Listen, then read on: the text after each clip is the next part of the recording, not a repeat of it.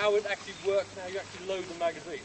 So really it's quite foldable. If you notice as well that it should be, trying to adjust it, should actually sit on her chest, which makes it again very usable. When you're lying down, you just flip open the top button and pull out the bullets and reload your weapon. So it's actually very, very good.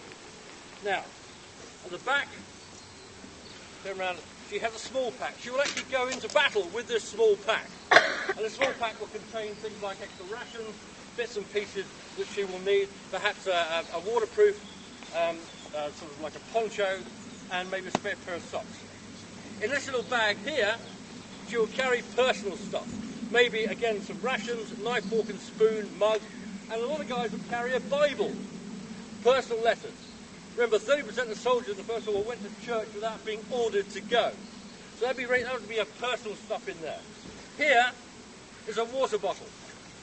This is not for drinking when she feels like drinking, because you haven't got water on tap here.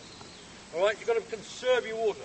As Rudyard Kipling said in his famous poem, Gunga Din, when it comes to slaughter, you'll do your work on water, and you'll lick the blooming boots of him that's got it. So water is precious.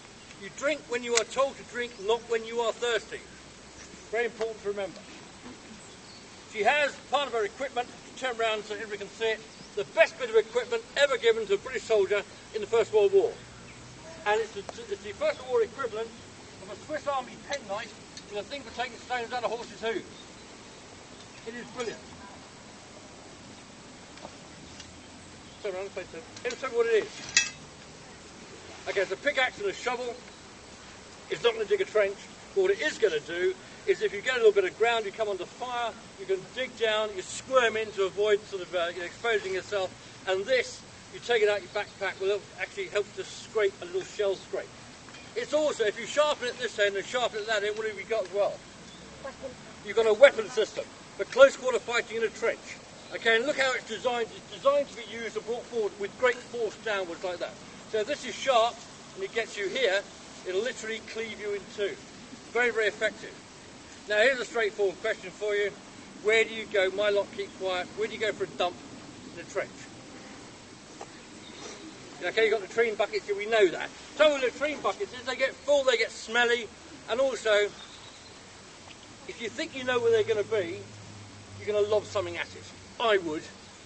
And the Germans do exactly the same thing. So soldiers didn't like doing it. So what they would do is, they would use this, they'd drop their trousers, do it on there, and then chuck it over the parapet. Have you ever heard the expression, like shit off a shovel? Now you know where it comes from. It comes from this.